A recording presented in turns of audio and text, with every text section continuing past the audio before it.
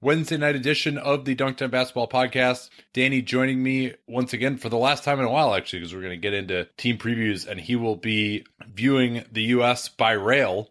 So we got to get to some news here, but then also look at 2018 free agency. Who are the main players who will be free agents? What teams will have space preliminarily, perhaps? Where could some of these big stars end up? We'll talk about that. We're sponsored today by our friends at Ball and Branch. BOLL and Branch.com. Use that CapSpace code and get $50 off your first set of sheets plus free shipping in the U.S. So, Danny, what do we have here news-wise right now? I think we need to start by saying a fond farewell to our friend Rock Divers, that he has given up personnel control. It sounds like Lawrence Frank is actually going to have it, at least for the time being. Yeah, I mean, I don't know that he even gave it up. I think it was taken from him by Steve Ballmer. Yeah, that's a better way to put it. So yeah, so he is no longer doing that. Why you make that sort of a change after the offseason is sort of interesting considering everything else. But Doc Rivers has an unusual legacy in terms of running the team because he got a lot of the big things wrong, in my opinion. You know, because remember, they already had Blake Griffin, they already had DeAndre Jordan, they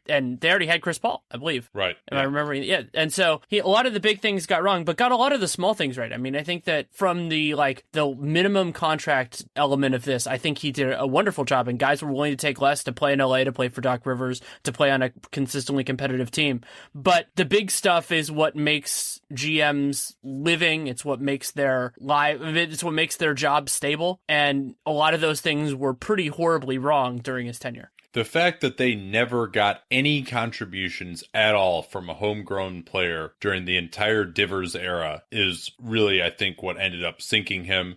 And of course, they're moving into a new position now with Chris Paul no longer in LA. I think perhaps it's possible that Paul leaving is what finally shocked Ballmer into action. I shouldn't say finally, because he just took over the team really 3 years ago and gave both Rock and Doc a $10 million a year contract, 5-year extension, basically. And so that was really the issue once they weren't able to get the supporting players, and of course the health as well. But I think everyone realized that even with that big three, they just didn't have the ammo around those guys. And really the only big transaction that you could say that Rock Divers did well, and I'm saying it as many times as I can now because we're just not going to have a chance to say it anymore, was the sign and trade for JJ Redick. That seemed like it worked out. But even then, Eric Bledsoe became a very good player in Phoenix right away. And then obviously some of the big ones included getting hard capped in that 13-14 season, then having to trade away Jared Dudley with a first round pick to Milwaukee in a salary dump. He ended up being the type of player that they really could have used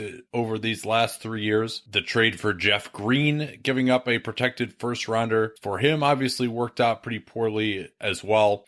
And I think we've gotten to the point, even though you could maybe say that they had a pretty decent offseason if their goal was to just stay as competitive as possible. Ballmer acknowledged what I think many of us have noticed about coach/GMs is just that it's not possible for them to be a coach and do all of the nitty-gritty day-to-day stuff you need to do if you are a general manager. I think that the coach can be a voice in the room and can be a positive voice in the room. There are examples of that all over the league, and like Popovich has a lot of input into the process in San Antonio, but there are other incredibly capable people there, and the Buck doesn't. I don't know exactly. You might know their front office dynamics better than I, but it's a different thing with him and RC, and it is probably too much work in the modern era to have this all together. And when you look at where Doc made his mistakes, a lot of times it was the minutia of the salary cap, evaluating college talent. Like, those are the elements that a coach would have the least direct experience with in their day-to-day life running an NBA team.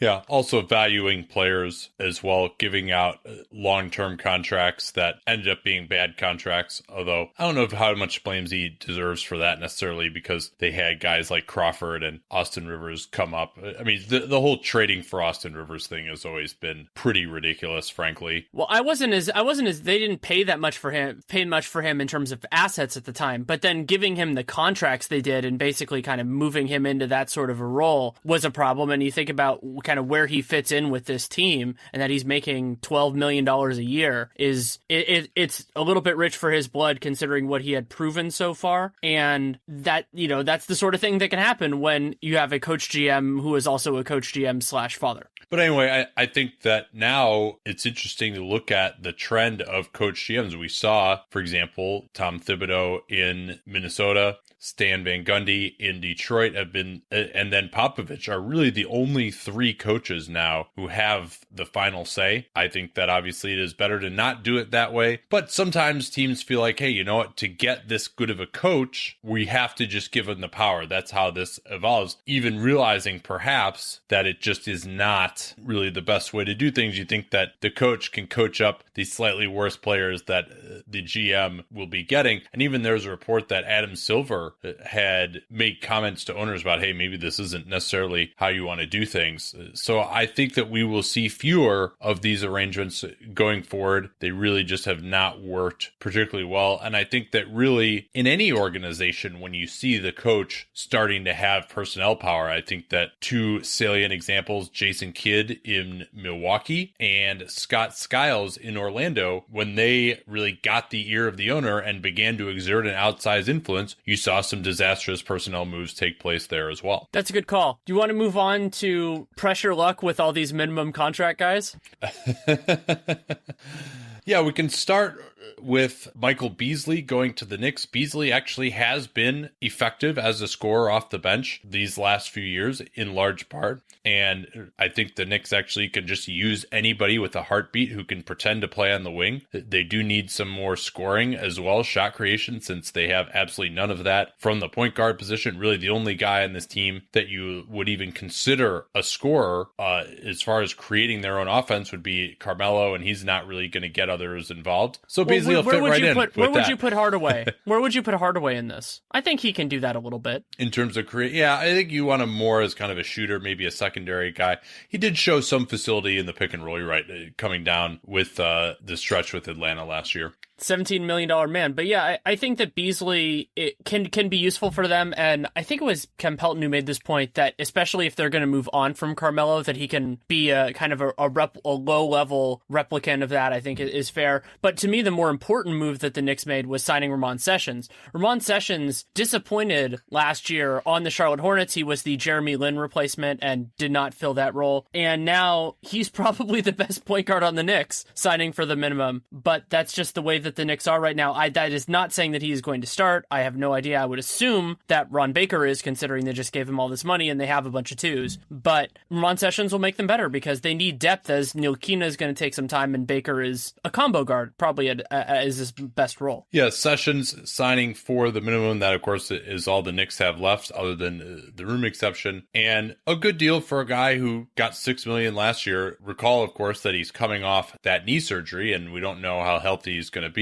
Sessions also is 31 already, so it could be, especially after that knee surgery, which I think was a meniscus trim, that he could just be done as an effective NBA player, and he was kind of on the borderline for that last year with Charlotte. Other news, Ian Clark going to New Orleans on a 1-year minimum contract.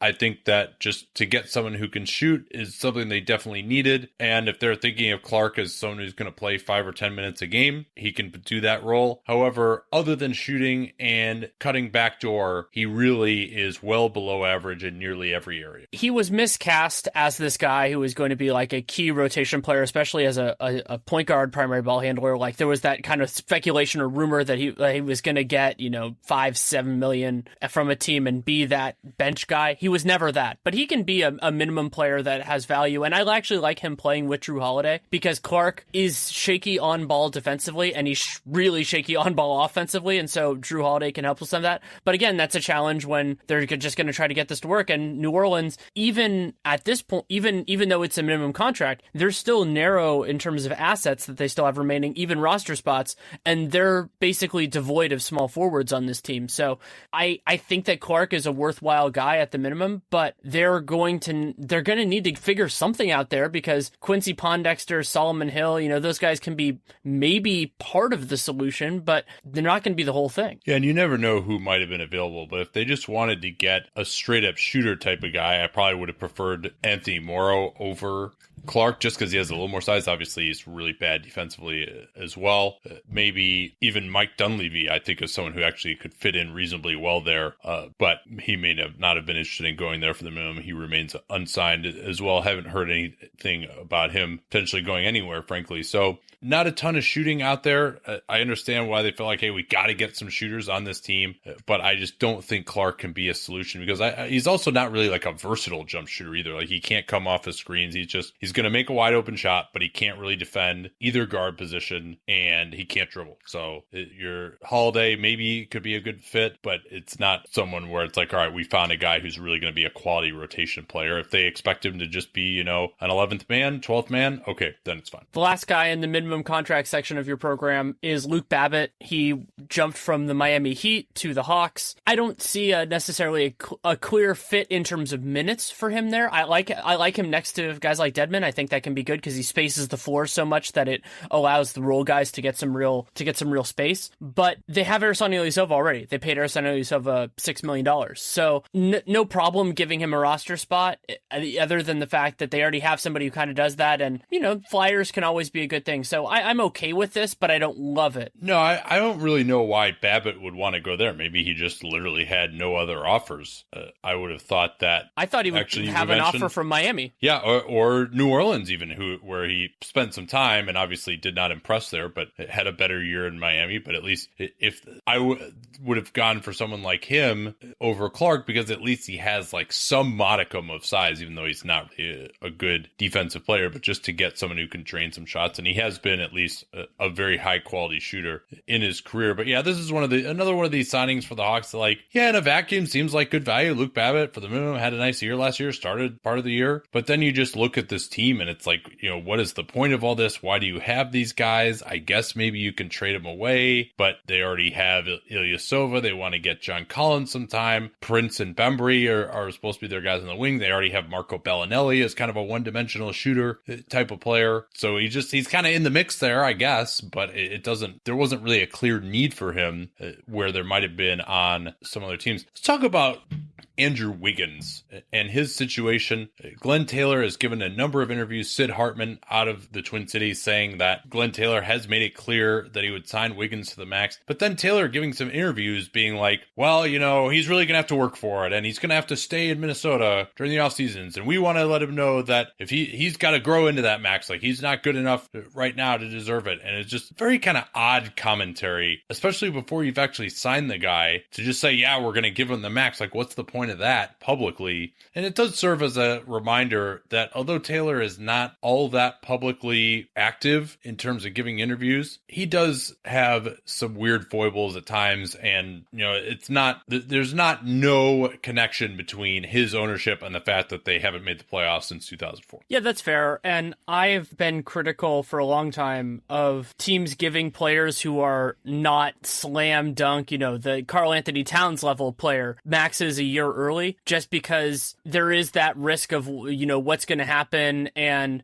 I fully expect that they would, because they have restricted rights, they could match on a deal with him. And I see that the PR and the personal connections with that are always different than the more callous view that we get from the side. But with Wiggins, same reason I criticized the DeMarcus Cousins one, and that ended up working out well for Sacramento. So I can't be too zealous about it. I wouldn't just necessarily, I definitely wouldn't say it publicly before the deal is done. And we'll kind of have to see how that works out. We've been getting some noise out of there too, especially in conjunction with these extension talks, that the Wolves would not be interested in trading Andrew Wiggins for Kyrie Irving. I would very seriously consider such a trade if I were them, but they apparently don't see it that way. And Kyrie, for his part, has made the statement that, even not the statement, but more leaks, that he will not commit to re-signing 2 years ahead of time, which wouldn't be very smart anyway, wherever he ends up. And also, this is a smart move basically because you want to kind of tank your own trade value as much as possible so they don't have to give up as much to get you. Like, this is a concept that first came to mind for me when Kobe Bryant was talking about wanting to be traded for the Bulls, but then he wouldn't get traded unless Luol Deng was in the deal because he wanted to play with Luol Deng. So if you can reduce your own trade value, then your team doesn't have to give up as much to get you, and you're on a better team as soon as you arrive. Carmelo Anthony did not follow that, but that's the way it works. A couple of other smaller things that I thought were worth noting. Our old friend Demo, Donatas Modiunas, he signed in China for 1 year, $3 million, still slightly less than that offer sheet that came around from the Brooklyn Nets. There's also the Lakers did something which I actually really liked. They signed 3 different guys for, I think they're all varying degrees of partial guarantees for that potential last roster spot. They signed Briante Weber, point guard, who was on the Hornets and the Warriors last year, Steven Zimmerman, second round pick of the Magic in 2016, and then VJ Beacham. So presumably one of those guys or maybe one of the other ones will make the team, but I think that's a good way, especially if you were like a salary cap squad, a good way of using just a little bit more money from your owners to open up a competition. In Memphis, Ben McLemore had surgery on his right foot for a Jones fracture, expected to miss about 12 weeks. That would put him back. I mean, we're basically, 2 months away from the start of the regular season right now. So that would put him back a month into the season. Another health-related blow for the Grizzlies, who have never had the greatest record in that regard. They can't be blamed for this one, obviously. McLemore really hasn't gotten any injuries until this year. So that was a sign that I liked. You were less high on it, and so it's starting off to be more in your column so far. Yeah, I try not to do that from an injury perspective unless it's like a clear-cut risk. This isn't one of those circumstances, but yeah. And there is some reporting out there that Isaiah Thomas is expecting to be ready for the start of training camp because he elected not to have surgery on his hip issue, and obviously that's something that's important to the Celtics because they're going to need to be pushing early to make sure that they lock up the number 1 seed for the second year in a row. Yeah, that's a concern that Thomas he avoided surgery, but if it was something that didn't require surgery, the fact that he still has to rehab it this hard, and that makes you concerned that maybe there could be a surgery in the future if he elected not to have it now. And with his free agency and his contract expectations next summer, definitely you might think that it could be affecting that decision. Who knows, though? Maybe he'll come back and look great. But you do have to imagine when he just rehabbed it, that potential for re-injury is out there. Another guy who has not yet been cleared, despite the fact that I don't think he was reported as having had a meniscus repair, is Joel Embiid, who really has not, beginning of February was the last time he played. He had that surgery, I want to say, in March. And so he's saying, yeah, I'm going to be ready for the start of camp. But again, a little bit concerning that and again, they're going to take it completely conservatively with him, but that he's not ready yet. That bothers me a little bit. You want to hear all right, he's working out full bore, he's taking contact, he's doing his normal workouts during the summer, and he's not been able to do that. And while we're talking about injury-prone centers, Jan Mahinmi was involved in the John Wall press conference. Scott Brooks mentioned that Mahinmi had a minor procedure on his knee after the season, so we don't really know any more than that about a timeline or anything, but anytime you hear about a player who's had knee trouble having a procedure, whether it's minor or not, you think about it a little bit. Do we talk about Gallup breaking his hand already? Yeah, I think we did, right? I think we did, because I think it came out right at the end of when we were actually recording a podcast. All right, we will move on to 2017 free agency momentarily, but first, this from our friends at Boll and Branch. You don't need to spend a fortune to get the rest that you need. You can get great sheets with Boll and Branch that I happen to think are the most comfortable sheets that I've ever slept on. From a temperature standpoint, I think that they are extremely comfortable. Really, my girlfriend struggles to find the right temperature to sleep at night. She says that these are the best sheets that she's had. And since Boll and Branch sells exclusively online, you don't pay that expensive retail markup. So it's half the price and twice the quality. You don't have to take our word for it, or even the New York Times, Forbes, and the Wall Street Journal's word for it, or the word of thousands of 5-star reviews, or the word of even 3 U.S. presidents that have Boll and Branch sheets, because you can try them for 30 nights and see for yourself. If you're not impressed, you can return them for a full refund. So to get started with them, you go to bollandbranch.com, BOLL and branch.com today, and you'll get $50 off your first set of sheets, plus free shipping in the U.S. when you use the promo code CAPSPACE, which of course is easy to remember because we discuss it constantly on the show, and we also mention it all the time on the program. So that's bullandbranch.com, BOLL and branch.com. Use that CapSpace code, get $50 off your first set of sheets. And if you don't love them after 30 nights, you can return them for a full refund. Bullandbranch.com, promo code CapSpace. So let's start off now with the point guards in this 2018 free agency class, beginning with someone that we did not expect to be in that class, Chris Paul, who unexpectedly opted in Houston. Paul will be eligible still because they moved it up to over 38 instead of over 36. The Rockets have a lot of experience with that over 38 rule now after the Nene fiasco that actually ended up not hurting them too badly. Paul will likely be looking for a 5-year contract at the max, which at the projected $102 million cap would be $207 million, starting at $35.7 million. I don't see him getting that, to be honest, though. Not unless this year is just an absolutely massive success. You know, if they either win the Western Conference or just show the signs that they're well in that mix. Just because he won't be able to get that offer anywhere else. It's just the way bird rights and free agency works. But also because he will be on the older side of it, and the Rockets have enough long-term spending in other places that even though they were aggressively and prudently in some ways, because they could have waited a year, getting James Harden on that long-term deal, that would be a ton of money to have committed to two different guys. Yeah, and keep in mind the max is pretty similar to what they are this year. A 4-year deal for Paul at 5% raises rather than the 8% you can get with bird rights would be 4 years, $153 million. So he would be missing out on that 5th year, making $47 million. So there might be a way for them to come to an agreement on a 5-year deal that's less than the max. That still is a better deal for him than it would be to take a 4-year deal to go elsewhere. But I think more than the finances, it just depends how well it goes this year. I think that's going to be the big determinant of whether he's going to stay. If they win and they play well, the Rockets will be more willing to give him more money, and Paul would probably be more likely to take less as well if things go well.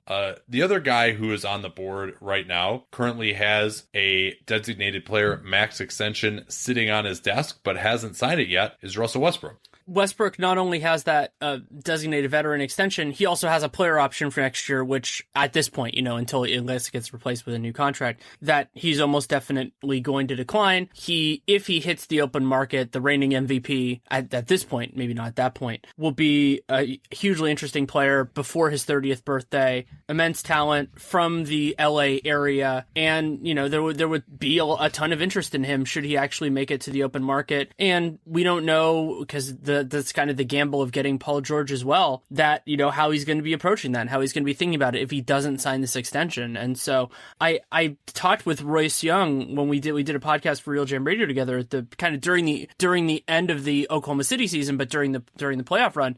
And we kind of treated it as like, oh, well, how big are the alarm bells going to be if Russ doesn't sign this? And it was like, oh, they'll be pretty big. But then the Paul George thing, I think that kind of gummed up the works a little bit because it changed everybody's expectation.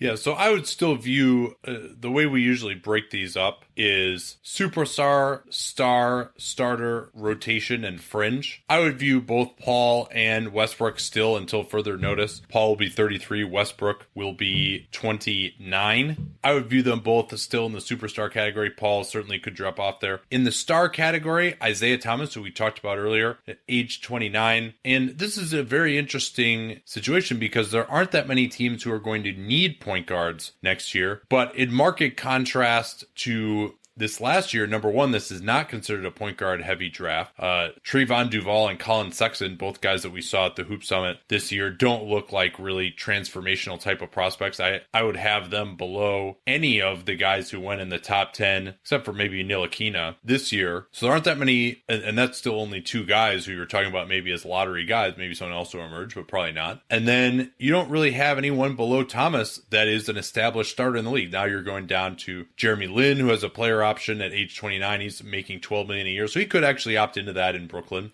Corey Joseph will be only 26, amazingly. He has a player option for $7 million as well in Indiana. Be interesting to see whether he opts in or out of that. He's going to be competing with Darren Collison for minutes there. And other than that, there's an okay group of restricted guys, but even among those, there's nobody where you're like, at least as of now, this guy is for sure a starting level of player. Elfrid Payton's probably the closest. He had a really nice second half of the year, but we need to see that continue. Orlando was a team that had already lost all the stakes of their season, and Elfrid Payton, he'll be in his fourth year. Also, a key trend with a lot of these other point guards is that they're basically impossible to sign extension deals to because of other extenuating circumstances. Elfrid Payton, just because they don't know how good he is. Dante Exum, because of his injury history and the Jazz just uncertain future at the position. They have Ricky Rubio for the next 2 years, but then after that, so it's crazy. And then there are all these other kind of like fringe, like rotation players, but not clear-cut starters. Like Marcus Smart he's a talented player, but I don't know if he's a point guard in that rigid of a sense. He certainly can be a part of a rotation. And will teams be scared off because now that Boston traded away some of their guard depth, he has a clearer role in this team than he did when Avery Bradley was there. Yeah, Smart does have a pretty high cap hold at $13 million. I wouldn't expect him to get that much unless he somehow has an unbelievable year. And with all the ball handlers that they have now, all the scorers that they have in Boston, I wouldn't expect him to get much of a chance to grow offensively, which is really where he needs to improve. Obviously, he's a great defensive player, his versatility, his shooting could get better, but in terms of running a pick and roll, being able to actually finish at the rim, get to the foul line, like those are the things that you would want to see growth for him, and that's probably not necessarily in the cards this year. Milos Teodosic would be a restricted free agent if he declines his player option. That player option is only $2 million guaranteed out of about $6 million. So he might get back on the market and he would have a pretty high qualifying offer as well. But probably you would imagine if he plays it all well, he'll return to the Clippers. And then I do think Exum, you mentioned him, perhaps to get him some security, there might be a deal to be struck with he and the Jazz where they just take a risk that he could develop into being a pretty good player, but, pay him somewhat less than starter money, like 10, 11 million a year, something like that, just based on potential and hope that it works out. So I'm actually think it's a little more possible that they could reach an extension deal if, and he'll only be amazingly 22 for free agency next year with 4 years of experience. Don't give me the Jazz when we do the mock rookie extensions. I'll probably be harder on them.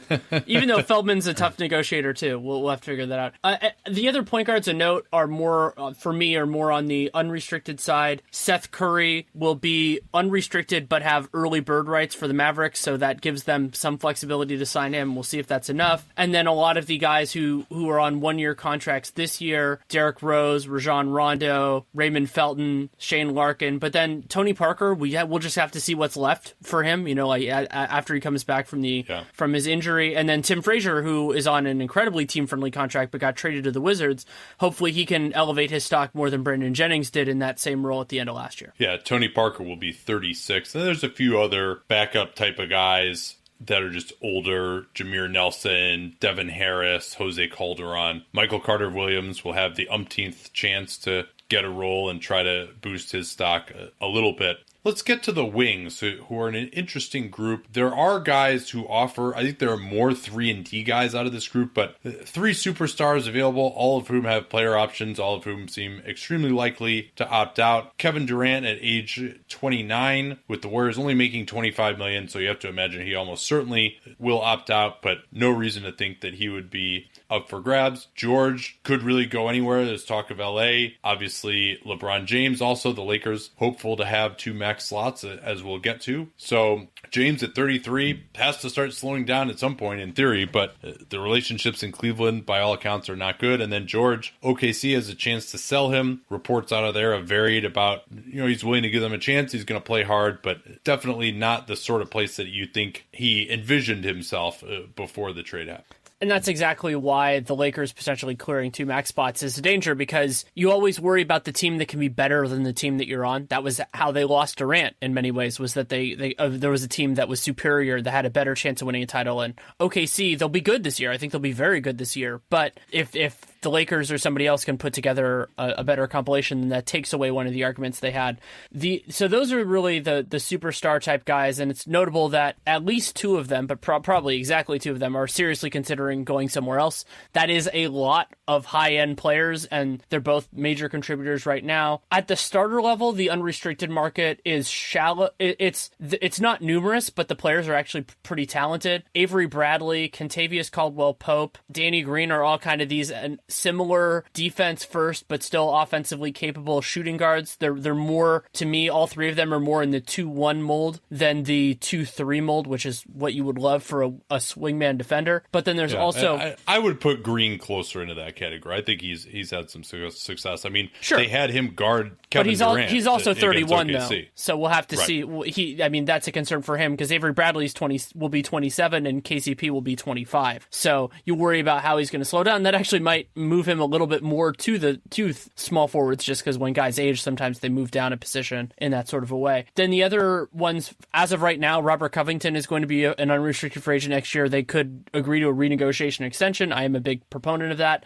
And then on that line, Trevor Ariza, Wes Matthews. Trevor Ariza is going to be 33. Wes Matthews has a lucrative player option, but he very well could decline it. Maybe more on the idea of getting not a higher annual value, but just getting more guaranteed money over multiple seasons. And then Wilson Chandler, player option, kind of similar boat to me to Wes Matthews, where he might not get the same money that he's declining, but can get multiple years. Maybe a situation that he's happier with if for whatever reason he's unhappy in Denver still with everything that's going on there. Then the last two of note, Melo has that early termination option. It's possible he'll be a free agent before then, but even then, even if they agree to a buyout, I would assume that he will be a free agent again in 2018. He'll be 34, and at the same age, JJ Redick. Redick has a 1-year contract with the Philadelphia 76ers. He will be back out on the market again. Yeah, most interesting to me will be the player options for Green, Wes Matthews, Carmelo, and Wilson Chandler. All guys who are at least 31. Or I guess Wes will be 30, but he's got a lot of mileage on him, of course, with that Achilles injury. If I had to guess, I mean, you could even see Green opting in to that $10 million, and Matthews is going to get about 18. Wilson Chandler is like 13 or 14. So all those guys are right on the cusp. If it were 2016, it'd be a no-brainer to opt out. 2018 is supposed to be considered even more, and I know you did a piece on this, so we can talk about it more, but even tighter of a market than 2017 was. And so we might see some guys who are a little gun shy here if they have the money and say, hey, you know what, like even someone like KCP who is younger didn't get that much in terms of long-term money. So it'll be interesting to see how good a years these guys have and whether they in fact opt out. And if they do not opt out, then that market, and if Covington renegotiates and extends, then you're really talking about Bradley, Pope, Caldwell Pope, and Ariza is really the only guys who can play some defense on the wing and still do anything offensively. And that ties in with another huge story for the free agency in 2018 is that as of right now, and obviously the extension talks haven't happened yet for most of these guys, there are a lot of good restricted guys, but I'm not sure there are any that the teams can rationally expect are going to be moving. So you have Andrew Wiggins right now. We talked about him in the early part. If he doesn't agree to this extension, he will be eligible at 23. But then the kind of starting caliber group is very strong. Gary Harris, Jabari Parker, Aaron Gordon, Rodney Hood. None of them are superstars or stars, and some of them have high ceilings, but they're just not at this point. Jabari has the most sizable potential, but also the biggest injury history. But all those guys, I would be sitting there if I were another team, worried that why am I wasting my money on this, especially early in the free agency process, because all of their current teams have plenty of incentive to match. Yeah, and those guys, a lot of it's just going to depend on how they evolve. Like Harris, as a 3-and-D guy, looks pretty good right now. Aaron Gordon, only 22, is extremely young when he was drafted. If he plays the 4, maybe he can finally have that breakout year. Rodney Hood at 25 is a little older, but if he could stay healthy, he could really be the number one option on the perimeter for the Jazz this year and could really play his way into a very nice contract. And then another guy you can throw into there is Zach LaVine as well. There's talk that he might be ready shortly after the season begins. He certainly will have plenty of chances to put up numbers, but he's a guy who's really relying on his jumper, and I've noticed that guys' jump shots really can struggle when they're coming back from that ACL injury, especially a guy like him who relies on getting a lot of rise. Other restricted guys who are real interesting, Josh Richardson. He is not Arenas limited, 24 in Miami. Had kind of a lost year last year with a couple of injuries. And then Patrick McCaw, who you've written about extensively with the Warriors, will only be 22. He will be Arenas limited. Those are guys who, again, have the potential, and we're real excited about them, but then have to do something this year to prove that they can be worth a big contract. And Norman Powell's in that group too. Powell is probably going to come off the bench with CJ Miles, them getting him 25, but a nice fit for the modern NBA and going to get a bigger opportunity. And then the other restricted guys that we should talk about, kind of, they're not in the same place, but are still going to be important. TJ Warren, professional scorer, still only 24. Like, he's a guy, I guess it's just because his game has seemed kind of old for a little while that he's still that young. Same thing with Kyle Anderson, also going to be 24. And then Doug McDermott. I mean, he's kind of one of the forgotten guys to a point in Oklahoma City just because they've added players on top of him, but certainly could be a part of their rotation and a part of what makes them good. And so all of those guys are going to be in a tough spot because we've seen those non-elite restricted free agents just get squeezed so hard. And while some of those guys, they might get the Tim Hardaway Jr. treatment where one or two teams see them as better than the other ones, there's a very significant chance that they'll just be dangling on the vine because the new CBA does not fix the restricted free agent structure. Yeah, and Wiggins, as we talked about, likely to return to Minnesota, getting that full max extension, 5 years. And of course, under the new CBA, they are not prohibited from also offering Karl Towns 5 years, so you can have two designated players. In the big category, let's talk about some of the other. Let's talk about some of the other more veteran guys, just because I think we should. Yeah, some of the rotation guys. Rudy Gay has a player option. I do not think he is a lock to decline that. There's coming back from an Achilles issue, underrated chance that he picks it up and messes with San Antonio's potential cap space. Dwayne Wade will be a free agent, age 36. Don't know what he's going to prioritize. Is it going to be on a winning team? Does he want to keep making more money? But I feel like he'll be a factor in it. Lou Williams should have had a better shot of winning Sixth Man of the Year this past year. Probably have a shot again this year. He'll be 31. And then Bojan Bogdanovic has a partial guarantee. You don't really know with him. Austin Rivers has a player option now that his dad's not running the team. We'll have to see how that goes. And then there are just a lot of kind of support players. And then a little bit more on the player option side. Garrett Temple has one of those player options where it's probably more money than he'd get as an annual value, but is he going to decide, sort of like Langston Galloway did last year, that he'd rather take less money to just not be on the Kings anymore? Yeah, a lot of guys down there, and there is some depth among those rotation guys. Will Barton, a scorer, Lou Williams, like there are guys. Barton, I think, is an interesting one who could maybe emerge into a six-man. A little older at 27 than maybe some would think.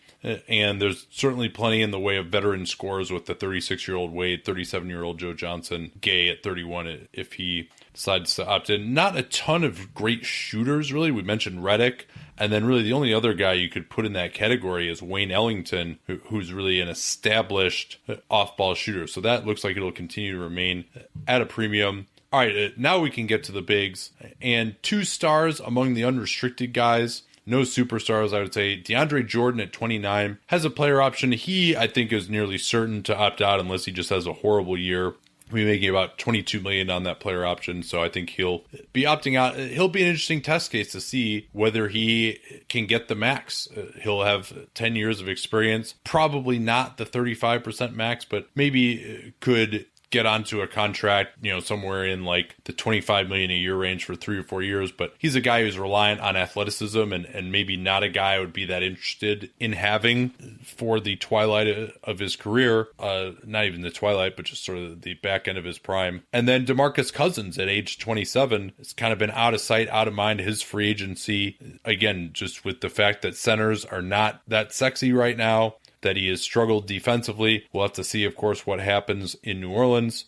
But you have to imagine that he will have them over a barrel the same way that Drew Holiday did this season. The other group that has to really hope that centers are going to be sexy is this is a stacked, as of right now, restricted free agent class. So Joel Embiid, Clint Capella, and Yusuf Nurkic are all normal rookie scale restricted free agents. And then Nikola Jokic is a fascinating, unusual, but becoming more usual circumstance because he has a team option at the minimum for next season. But like the OKC with Jeremy Grant, except that Jokic is way better, they can choose to decline that option and make him a restricted free agent. So basically they can lock him up for a longer period of time. We don't know for sure what the Nuggets are going to do in that range, but it seems like that security is just the way to go to make sure that they have him. And Jokic is a special talent, the shining light for right now for their franchise. So how all that works for all those guys? Can they extract assets from their current team, or will they have to go fend for themselves like Nerlens is doing right now? Yeah, Jokic will have a cap hold at the minimum, so we'll talk more about that in the Denver section, whether they can use that. But I think they almost certainly will decline that just because they want to make sure that they can get him under contract for as long as possible. And if you let him get to restricted free agency when a guy is as big of a star as he's looking like, and don't lock him up, if instead you let him get to unrestricted free agency, yeah, I know having him one more year at the minimum is nice, but really too much of a risk when he could just leave instead of just getting locked up. So that I fully expect them to make him a restricted free agent next year. Embiid, of course, there have been talks about an extension. I don't know if that's going to happen yet. If I'm the Sixers, I'm absolutely going to wait and see whether he's worth it or not, unless he's going to get a very significant discount, which I don't necessarily see him doing. Maybe he would, but still, I would, if he just stays healthy, I would have no problem just paying him the max. And if he doesn't stay healthy, I wouldn't want to pay him more than like probably $10 million a year or something. So or $15 million a year. So it's just so much depends on what kind of a year he has health wise, that I think if I were them, I would not be looking to extend him, especially because they, again, hope to use cap space next year, and they would have about a $7 million difference in his cap hold and what he would make at the max. So if they can get $7 million extra in space and make him prove that he can stay healthy, I wouldn't expect him to reach an extension agreement, at least if I were running the show in Philly. The guy that intrigues me the most of this talented restricted center crop is, in terms of the negotiations, is Clint Capella, because Daryl Morey getting the opportunity to see what the market was this year. And while I'm sure they would love to bring Clint Capella back, they do have Nene under contract for a few years. Capella's a great player a great fit for what they're doing. And he'll be 24 years old. So will they play a little bit of hardball with him and say, we want to see what you can get on the market. Capella is very good, but will he be able to secure that significant offer from someone? And then Nurkic, it's the same sort of thing, except that Nurkic has maybe a little bit more leverage because Portland is so socked in with everything else, and they don't really have other options unless Zach Collins just beasts this year. So will Portland get trolled on Nurkic the way that they trolled the Thunder with Enes Kanter? Back to the unrestricted guys, LaMarcus Aldridge at 32, another interesting player option guy. His player option is for $22.3 million. Wouldn't shock me if he opts in to that. And I'm not sure, again, for a veteran guy like that, good teams now are kind of running out of cap space, right? If you want to go to a winner, there aren't that many good teams that want to use space on a 32-year-old like him and pay him over $20 million a year. But maybe he just doesn't want to be in San Antonio anymore. But he strikes me as a guy where, especially if he doesn't have the greatest year, it could be difficult for him to match that, certainly on an annual basis. Well, and I want to make a quick point on a lot of these guys, and I think Will Barton is another prototypical example of this. If players are looking at this market and freaking out, they should do their best to engineer trades to teams that would be more interested in re-signing them than their current one. Because those are the circumstances. Like, let's say I had fake traded with KP Will Barton to the Wizards for years because they didn't have the space to get anybody else. That was before Otto Porter got as expensive as he did. But the idea being that you want to be on a team that A, wants you, and B, they're not sacrificing as much to keep you. So if LaMarcus, if he ended this year on a different team, that might give him more leverage to get a better contract. Derek Favors, only 26 is what he's going to be this offseason. Amazing to think of that, given how long he has been around, but struggled so much with injuries last year. If he could just get back to being that player, he could start talking about getting over $20 million a year in free agency. Or he could be a guy who's viewed really as more of a backup at this point. So he's got a lot riding on this year.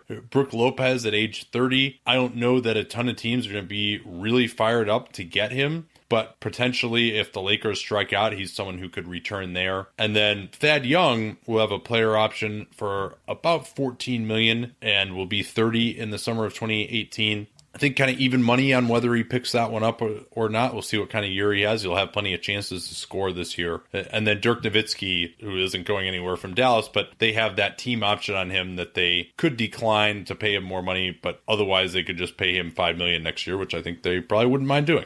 So I would expect them to pick that up unless something about their discussions, they totally strike out in free agency and then they just want to pay him more. But they won't know that until after the time to take that team option has passed. Beyond those guys, you have a group of players that are probably sweating absolute bullets about what happened this year. Dedmon, who was in the teeth of that market, has a $7 million player option for next year. Canner has a lucrative player option, could be an unrestricted free agent. Greg Monroe picked up his player option. Okay. Cantor will be opting in, by the way. That is my prediction. I think that's a good call. $18 million. It's a ton of money. And he'll still be young enough because he'll be 27 if he opts in. He'll still be basically, at that range where I don't think he's sacrificing that much by waiting a year for free agency. It's a little bit different than somebody picking up an option at like age 30 or something. Right. Then, so you have Monroe, so you have those three guys that are straight fives. And then you have like Mike Muscala, Darrell Arthur, Costa Kufos, another group of player option guys, Kyle O'Quinn, who are all going to have tough decisions in front of them. And then the other reason why they're going to have tough decisions is just because the big man crop is actually, it's not strong in terms of like really good players, but it's strong in terms of guys that I could see as players or teams interpreting as reasonable substitutes. So Willie Reed, Ed Davis, Channing Frye, Anthony Tolliver, Ersan Ilyasova, David West, a lot of guys that are good in different ways, but I don't see them going like, that's our guy and paying them a ton of money because you can just go after somebody else. Yeah, I would expect nearly all these guys. Jason Smith is another one with a player option to opt in.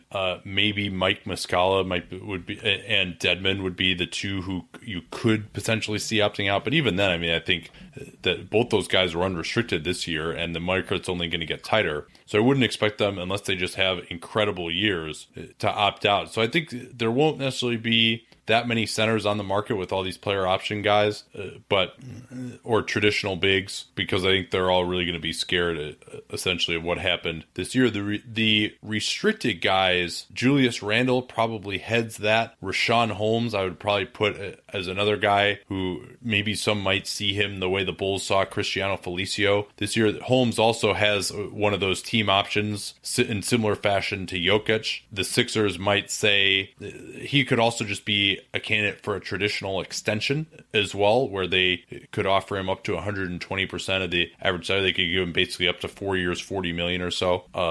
And that wouldn't tie up their cap space either, which I think could be appetizing for them. Yes. Yeah, they could just, if he opted in, then they could give, or if they opted him in, then they could give him the extension starting afterwards, or maybe just wait until next year to do it. So I would be very surprised if they were to decline that team option and make him a restricted free agent. I think they keep him around, try to extend him, and then if they can't, all right, we lose the guy, that's fine. We still got another 2 years of what we think is solid backup center production for the minimum. And Nemanja Bjelica, another guy who has disappointed. He's going to be 30, came over when he was 27. So, but looking really as more of a backup, unjust perhaps that he'll be a restricted free agent. And then Montrezl Harrell will be 24 with the Clippers. I think he has a chance to contribute this year. And that's probably it for the rotation guys. Kuzminskas and Vonleh also fall into that category. Vonleh's still pretty young at 22, but hasn't shown a ton of signs of figuring it out at least as a high-level player, maybe as a rotation guy in the regular season. But he is someone who could be gettable because they have all these younger bigs coming in behind him. And their team is going to be so expensive. Right. Yeah. It's hard to imagine them re-signing him. And in fact, it wouldn't shock me if unless he just has some unbelievable year, it wouldn't shock me if they don't even give him a qualifying offer. Yeah, that could happen. And also, like, I've talked before that Ed Davis would be a logical dump for them to get all the way under the luxury tax. Vonleh could be one as well, where another team just gets a flyer on him. And they have so many guys, especially with Collins and Swanigan now, where, yes, Vonleh provides value, but does he really provide that much surplus value over everything else they have? All right, we'll move on to the teams themselves. But first, this from our friends at 5-4 Club. It's possible to find good deals at a bricks and mortar store. You got 5 hours to go do it. You got to cull through all the racks. If you want to get something that's on sale, they always make it just completely unorganized. Maybe if you're lucky, it'll be organized by size on those sales racks. So yeah, you can get a couple of things, but is it really worth the time when you could go to 5-4 Club and get a curated box of 2 to 3 items handpicked to match the current season and your style every month? They've been helping men with fashion for over 15 years. They ship to over 100,000 men every month, and they know what they're doing when it comes to style. So if you don't, that's okay. 5-4 Club will help you build your wardrobe 1 month at a time. with 5-4 Club, you get $120 worth of clothes for just $60 a month. You can pause or cancel anytime with no commitments. And you're not limited to that box of 2 to 3 items. You can go into their online store where you get 50% off items there and access to exclusive members only items, free shipping, and size exchanges. So if you value your time and you want to look good and get some variety, some stuff that is curated for you, go to 54club.com right now and enter that promo code CAPSPACE. They'll give you 50% off your first month's package and a free pair of sunglasses. That's 54club. You spell out the words 5 and 4. 54club.com, promo code CAPSPACE. Get 50% off your first package plus that free pair of sunglasses. Once again, 54club.com, promo code CAPSPACE. All right, as we've done so often recently, I guess we could get started just by going through an alphabetical order. We'll start with the Hawks here. I have them at likely 16 million in space next year. We've included the projected draft picks as well based on Kevin Pelton's RPM projections. Oddly, I shouldn't say oddly, but the Hawks are actually projected to have the number 1 overall pick, and they'll also have a lottery protected first from Minnesota and a top 3 protected first from Houston. So they've got over 10 million tied up in draft picks. They're still going to owe Jamal Crawford $2.3 million for next year. The only real variables they'll have, they've almost no free agents among their core guys. And I'm sorry, actually, I should probably take off Malcolm Delaney's cap hold there because I don't think he'll be a part of their plans. And they waived Diamond Stone. So they're actually looking at probably a minimum of 21.5 million in space. And then you have the variables of Dedmon and Mike Muscala, their player options. That could get them up to another 11 million or so in space if both of them were to opt out. And there are free agents like Bellinelli, Ersan Ilyasova, Delaney, as we mentioned. I don't see them as necessarily being part of the plan, so they are not included in that projection with their cap holds. Yeah, I mean, Atlanta has a lot more, they have a lot more variability like that, but low-end variability than for a team that is as non-competitive as they are. Like, that's just the problem. They're not as screwed up kind of in that way as, let's say, Orlando was this year, where they just had way less space than a lot of people thought. But it is going to be hard for them to maximize. Boston, at this point, I think we have to treat them as a presumed luxury taxpayer. They do have Isaiah Thomas on a low cap hold, but they don't have any cap space that they can work with. Their other notable free agents, Marcus Smart will be restricted. Aaron Baines will be unrestricted. Then they have partial guarantee for Abdel Nader. And they have some guy, Shane Larkin will be unrestricted and Daniel Tice has a non-guarantee. So they're likely going to have a similar team, and then they'll have the first experience of Danny Ainge using the taxpayer mid-level exception as really being that, and then the Nets pick and possibly the one they get from the Markelle Fultz trade as being the limited means that they have to get better.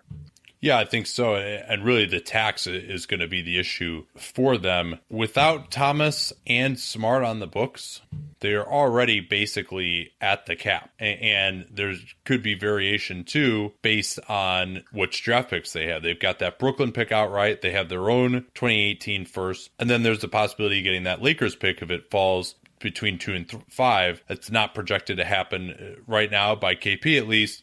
But that could add, if it's a high pick, another $5 million to their overall salary. And so when you think about it, they're going to pay Thomas, and they're already $2 million over the cap before anything for him or Smart or a center in terms of like Aaron Baines, who will be a free agent. Then they're really going to be pretty well impacted by the tax. I mean, if they're going to pay Thomas the max at $30 million, which is what he's expecting, now you're already $10 million to the tax, and you haven't even brought back Smart yet. So it definitely is going to be a factor for them going forward. And especially if someone like Jaylen Brown really takes a step forward as well, they'll probably start to think about, well, how long do we really want to lock in here if we have to start giving some of these young guys extensions eventually with Thomas?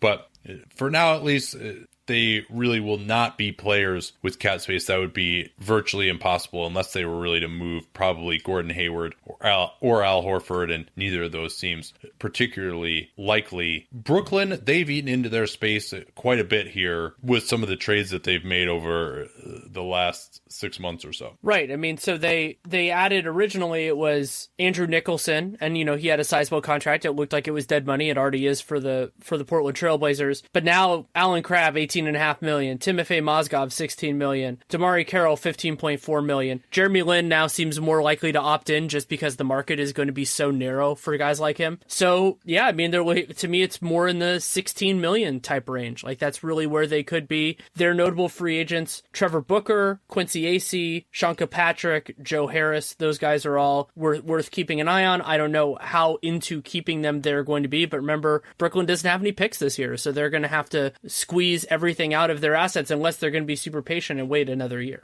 They do have the Toronto's pick from that Carroll deal, which is lottery protected. Yeah. That's actually, KP caused a little fluff with DeMar DeRozan, who was not pleased with his Toronto projection, but that projection actually has him as 15th right now. So they're looking at likely a little over 20 million in space, depending on whether they want to keep AC or Harris's or Kilpatrick's cap hold on the books, some of the non-guarantees for Dinwiddie and Whitehead, but going to be right around that $20 million range. And that's before anything for Lin or Booker, who you imagine would likely move on.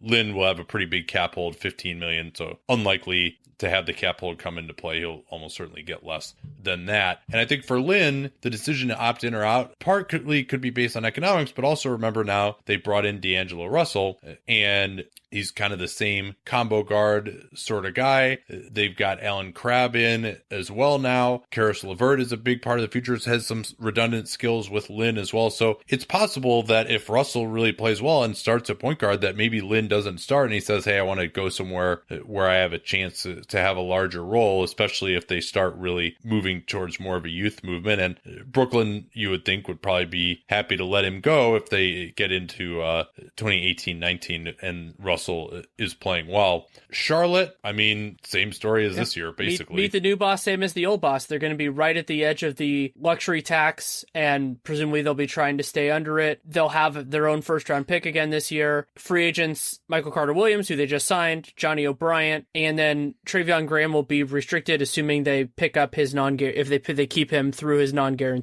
guarantee date. And then they'll have, we'll see where their pick ends up. And then, so they'll be largely in the same boat that they were.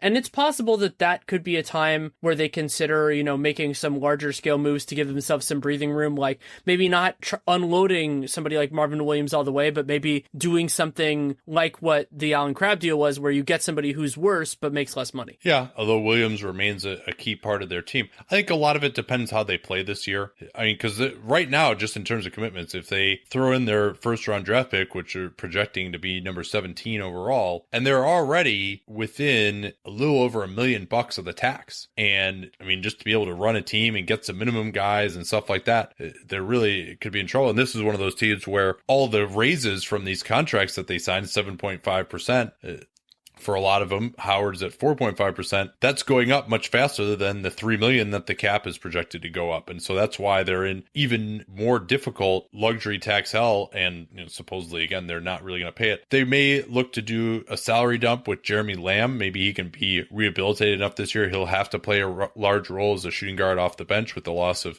Marco Bellinelli in the Howard trade. So maybe he can get built up enough to where it's not impossible to trade him. Or you could see maybe them trying to move someone like Williams or Kid Gilchrist. Batum is probably untradeable. He's making $22 million this year. That goes up to $27 million in the 2020-21 season. So I think a lot of it is, how are they going to play? If they're going to be a solid playoff team, 4th or 5th seed, maybe they'll kind of bite the bullet and keep these guys around and move around the margins. If they're going to miss the playoffs again and be this expensive, you have to imagine that changes will probably be coming in a more major way. Maybe they start looking at trading Kemba Walker at that point, who would be in the last year of his deal. How about the Chicago Bulls? Chicago Bulls, right now, it looks like they're going to be in the low 40s in terms of cap space. I have it at about 42, but remember, they're also going to be getting a very high draft pick, so that will cut into it significantly. Yes. And then the other thing is, if Nikola Mirotic, even if he signs a reasonable multi-year deal, any number, as long as they keep him, will go into that counting, and so that will be a part of it.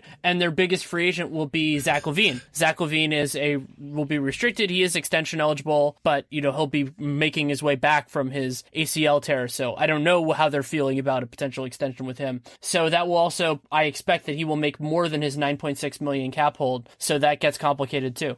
Yeah, and there's been a lot of talk from the Bulls about, all right, this is their plan. They wanted to have cap space when no one else did. They wanted to sit out these overheated markets the last 2 years, but they're not going to have that much space really. They have this new Felicio contract on the books. If they get that draft pick, Levine's cap hold will be $9.6 million, even if they don't extend him. If they do, it's going to get to be even higher. And then Mirotic, you mentioned as well. I mean, they're offering him, I think, at least $10 million a year. That'll probably go on the books. So they could very easily get under max space. And remember that one of the other things they have is that trade exception for Jimmy Butler. That's the way that they have handled this, is to go stay over the cap and use it that way. They're not going to use that trade exception on an expiring contract in all likelihood, or maybe at least part of it that way. And any money that they spent on that would also go into their cap space for next year. Yeah, so they're not as flexible really as you would think. And then when you consider that Levine is almost certain to re-sign for more than his cap hold, we don't know what will happen with Mirotic. Maybe he'll get traded, but they're presumably going to sign some guys in 2018 free agency, but not a superstar, because they're going to be so bad, no superstar is going to want to go there. So maybe that's really,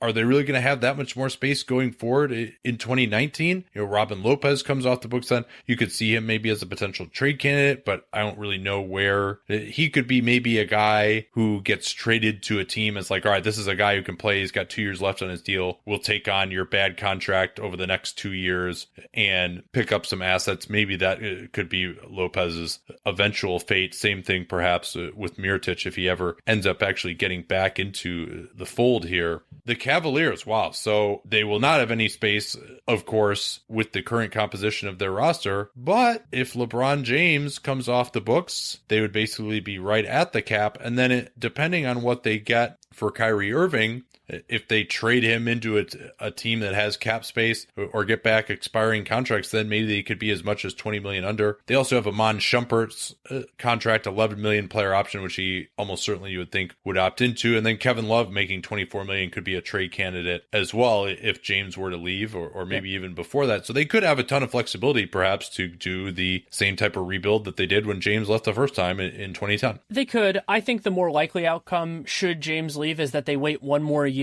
And then at that point, Love has a player option. Don't know what's happening there. But also J.R. Smith has a light partial guarantee. Kyle Korver has a light partial guarantee. They could have an absolute ton of money that year. The only big locked-in salary they have for 2019-20 is Tristan Thompson. So if they have to go that route, I think they'll wait an extra year. Also, they're not really going to be wooing free agents to play with either maybe 1 year of Kyrie Irving if he's still there, or the ghost of LeBron James. So I think that the waiting might be the best path for them. And 2019-20 will be another tough year too, it looks like right now. Yeah, but not a ton of flexibility to add anything around James. If he were to return and they keep this whole team together, then you're looking at basically the same issue. Again, they'd already be $17 million in the tax, and that would in fact be the repeater tax as well. So that's going to continue to be to get out of that repeater tax clock now, they would have to be completely out of the tax for 2 years. They're going to be in the repeater tax until they spend 2 years totally out of the tax. So maybe, especially if they aren't really able to be competitive against the Warriors, that maybe Dan Gilbert will just almost be like, hey, like we've been paying so much money here, we're not going to win the championship. Everyone's just getting older. Maybe it's almost a blessing in disguise if James leaves and you could finally just stop paying that damn repeater tax. Dallas, their situation is really dependent on two individuals, like some of these other teams we've talked about. Nerlens Noel will be under contract for that point. I don't expect him to take his qualifying offer. Like that's a big, it's possible, but it's not likely. For an injury prone guy. Exactly. And then Wes Matthews has a player option worth $18.6 million. So if Nerlens takes a lot of money, if it takes a lot to bring him back to make him happy, they have leverage, but you still have to actually sign the guy. And Wes Matthews opts in, they won't have much space. But if if Nerlens gets a reasonable contract and Wes Matthews opts out, they can actually make some real noise. Yeah, it really gets interesting. If Matthews were to opt out, even if they kept Dirk's $5 million on the books, Seth Curry probably doesn't really do them a ton of good to hold on to his cap hold. Well, maybe it would if they could use his early bird rights. His cap hold's pretty small, $3.9 million. Depends what kind of a year he has. He might be out of that price range, but probably not. He's probably still more of a backup. So early bird rights might be enough to get him back in the fold. He also might be looking for a different opportunity if Dennis Smith has as good a year as we're expecting. Yeah, but nonetheless, if Matthews were to opt out, before we look at what they would have for Noel, they've got $42 million. But Noel, if you pencil him in for $15 million, now you're down to 27. If Matthews opts into his 18, now you're really only at 9. And so they do have some flexibility, but it's a lot of variables there. And I mean, I think Wes probably would opt in. He probably would be tradable there as well, but a lot of it really depends on what we see happen this year. They've also got JJ Barea making $3.7 million that year that they could just try to move on from somehow. And Yogi Ferrell will be a restricted free agent as well. He'll be Arenas limited, but maybe they'll feel comfortable with him as a backup point guard.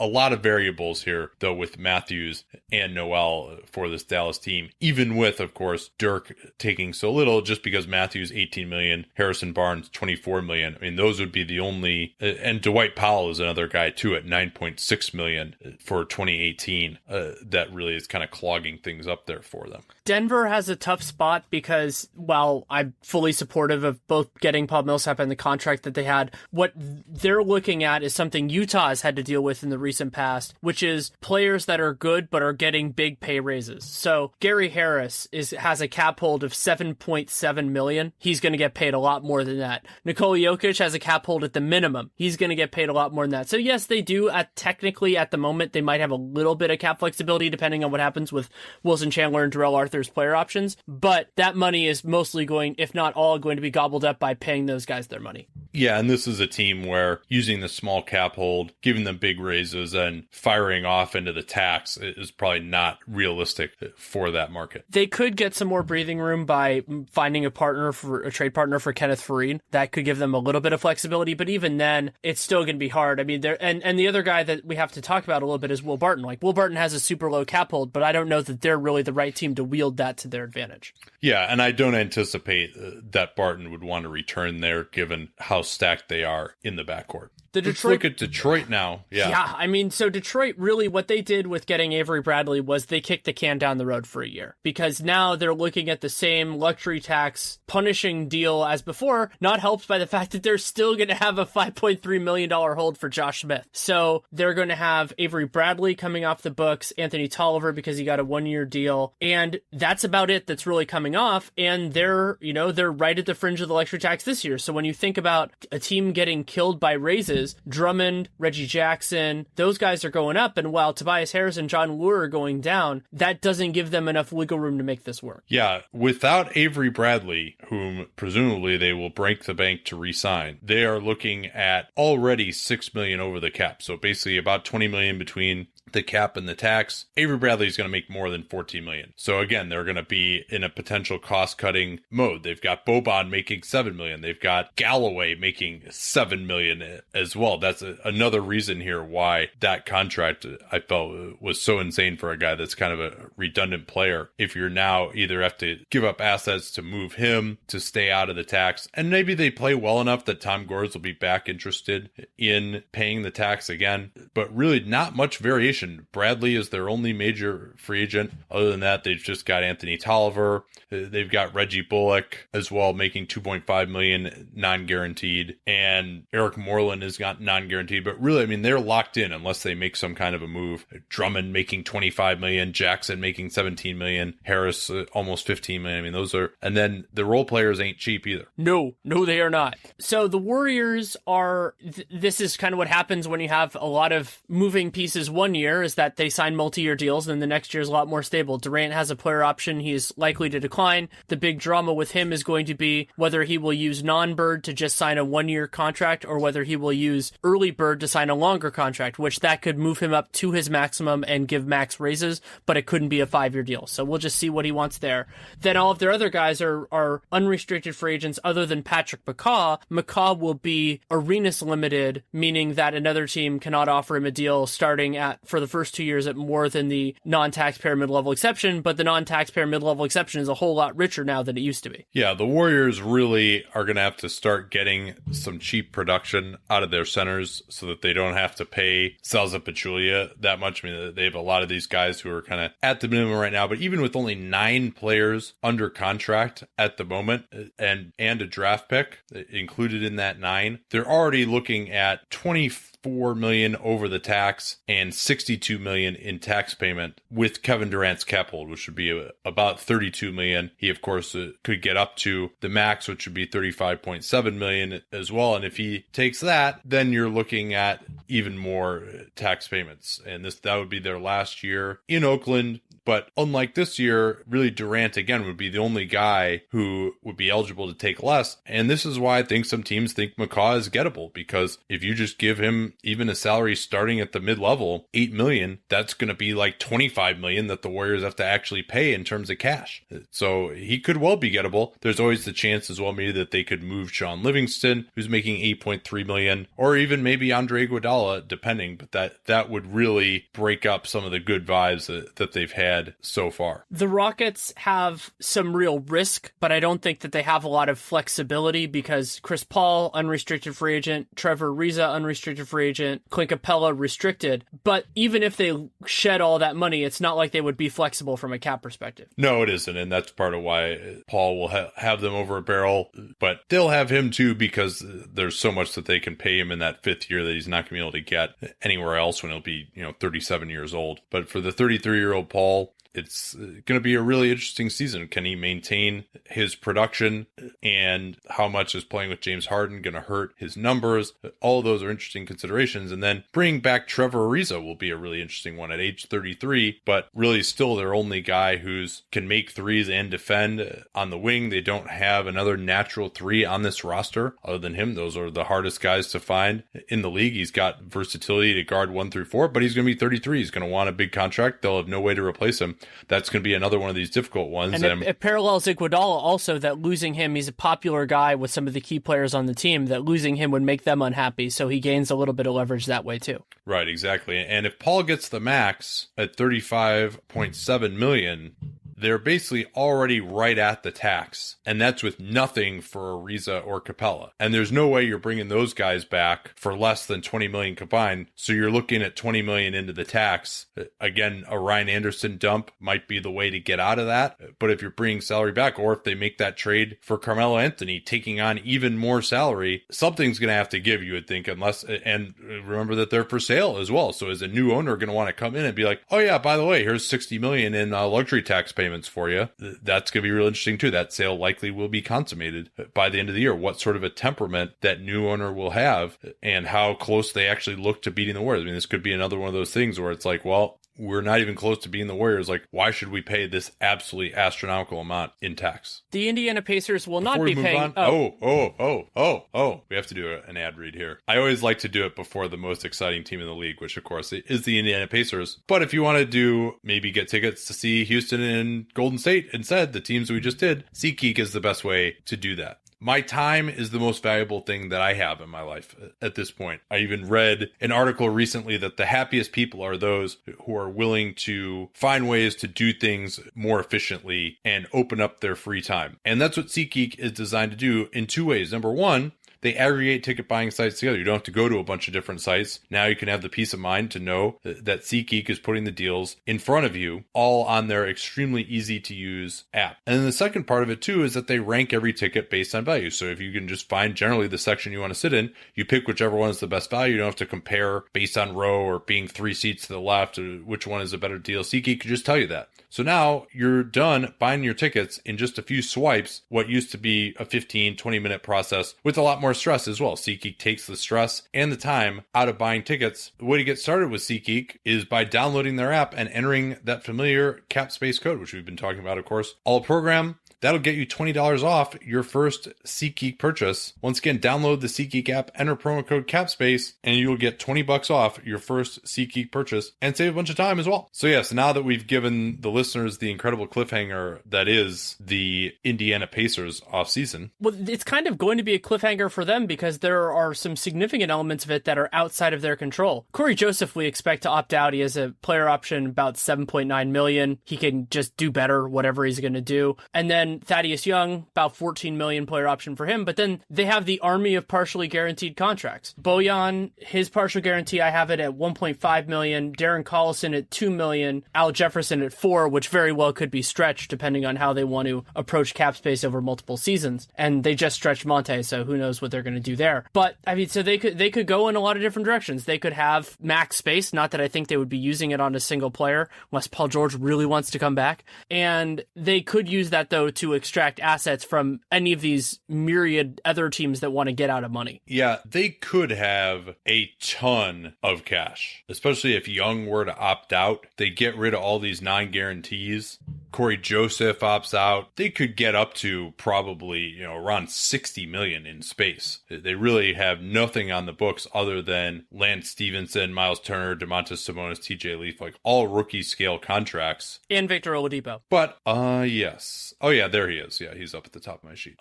But was included in that figure. So I would anticipate though, Darren Collison, probably someone they'd want to keep around if he plays at all at the level that he's been at. One of Joseph or Young, you think would opt in. So they probably would be in the 30 to 40 million in space range. Again, you mentioned the max slot as being a possibility, but who's going to want to go there with them likely having an unexciting year this year is difficult to say.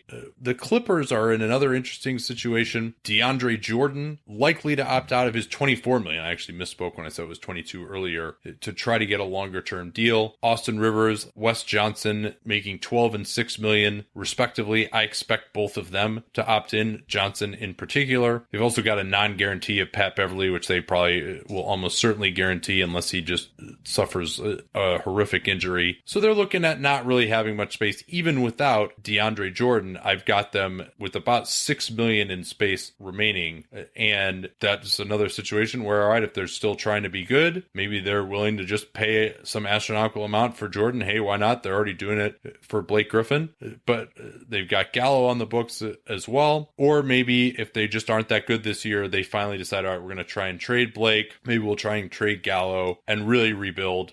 And there's not a ton on the books other than Griffin and Gallo as of now for the summer of 2019. But of course, if they re-sign Jordan, that could change very quickly. Yeah, this is another challenge of kind of committing a little bit too much for me for this year. Is I think pivoting is harder for them because Gallinari's contract, unless he has a really good year, that could look like negative value, kind of like Batum's does. And Blake Griffin, it's a risk going that way as well. And they're going to be too good to really to push down in that way.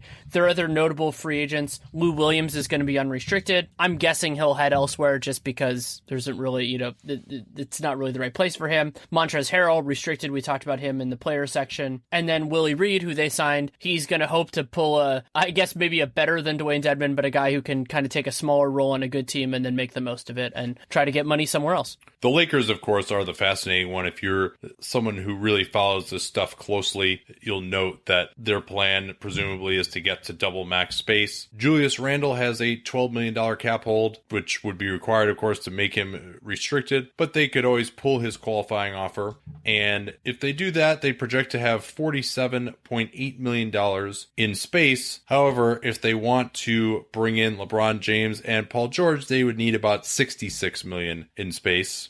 You know who makes about the difference between 66 million and 48 million?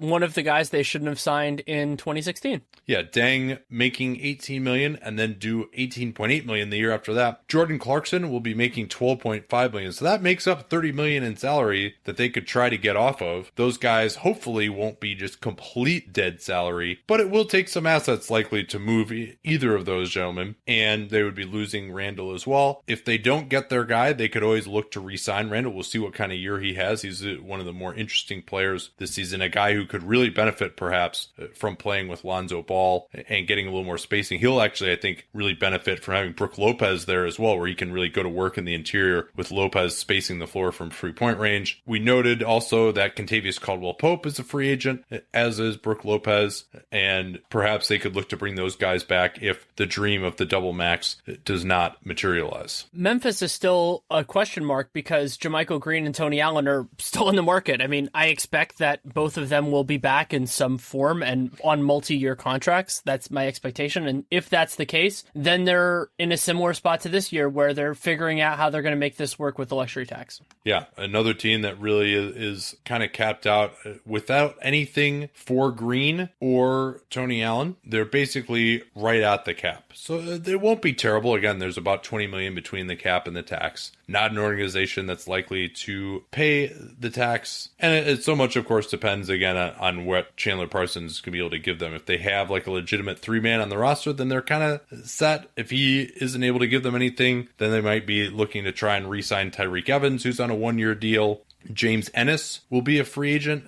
If they want to keep his cap hold on the books, that would only be $3.9 million. But again, they could run into tax issues trying to re-sign him with early bird rights for much more than his cap hold. And Ennis is an effective player, especially if Parsons doesn't give them enough. He's their other reasonable facsimile of a three-man on the roster. Yeah, they're going to have a tough situation with that. And then they have a lot of guys that are around the minimum, and as valuable as that is, those guys do start to add up a little bit when you're trying to figure out how you're going to pay the tax or if you're going to try to avoid it. Miami, they're locked in pretty much at this point. You know, they're going to be a little bit under the tax, assuming they don't bring back Wayne Ellington, who will be unrestricted, and maybe this will be the time that Mr. Miami Udonis Haslem is gone. But then the big problem for them that they're going to have to deal with is Josh Richardson. Josh Richardson will be a restricted free agent. He will not be Arenas limited, because this will be his third year, if I'm remembering that correctly, and I think I am. And then they also will deal with the restricted free agency of Okaro White, who could get some interest around the league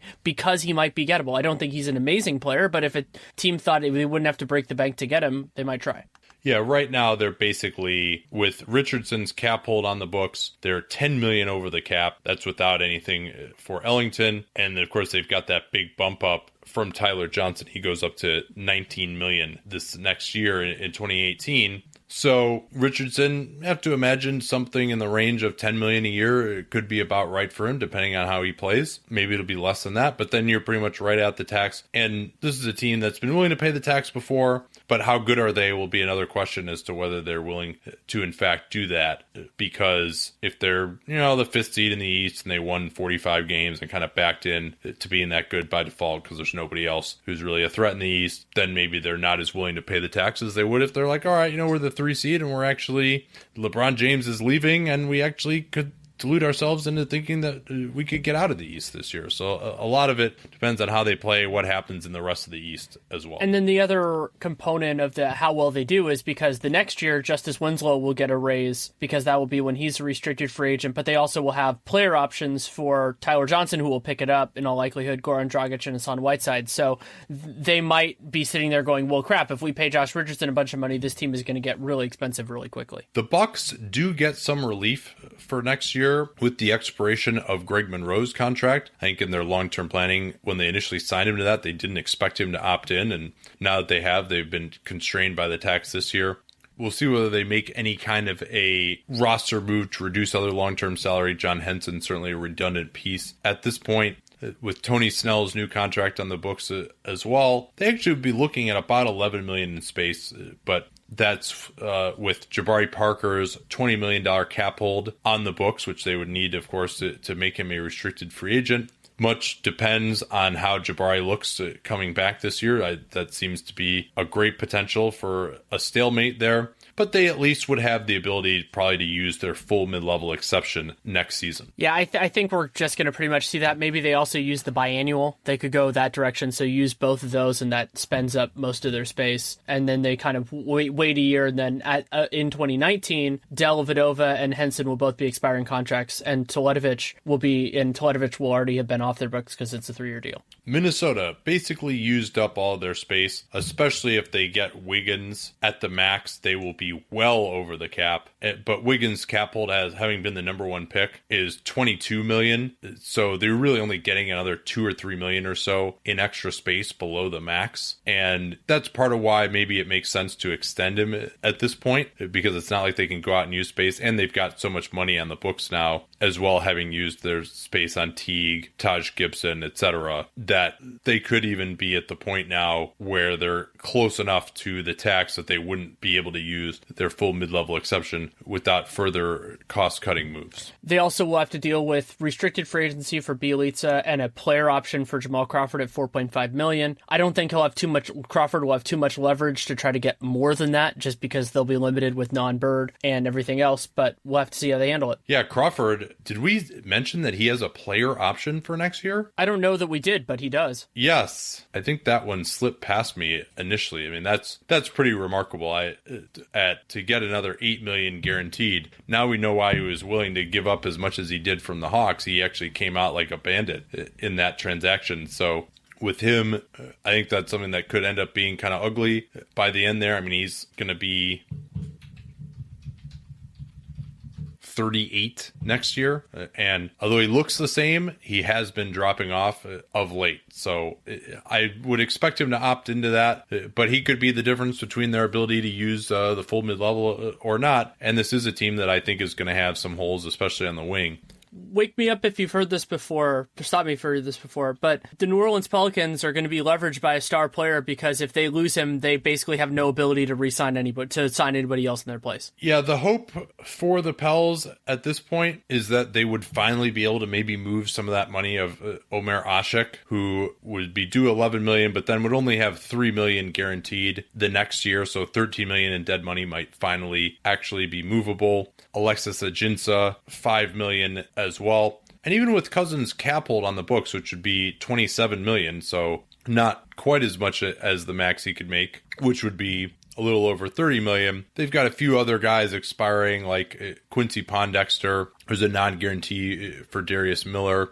But they're still going to be in big trouble because they're essentially right at the tax even before they give Cousins that max contract. So they almost certainly are going to have to do something with Asik and Ajinça unless they want to pay the tax. I really, maybe Hill, Etuan Moore could be candidates to be moved as well. But I mean, they're going to be paying AD $25 million, Holiday $26 million, and Cousins $30 million. If you then also have some other bad contracts on the books, that's how you get into the tax for a pretty mediocre team. For the 2018-19 season, the Knicks have already committed almost $50 million to Noah, Hardaway Jr., and Courtney Lee, which means that they're going to have a lot less flexibility, even if they were able to get scot-free out of the early termination year in Carmelo Anthony's contract. Yeah, if he's around, they're basically capped out. And also Kyle O'Quinn could opt into his deal as well.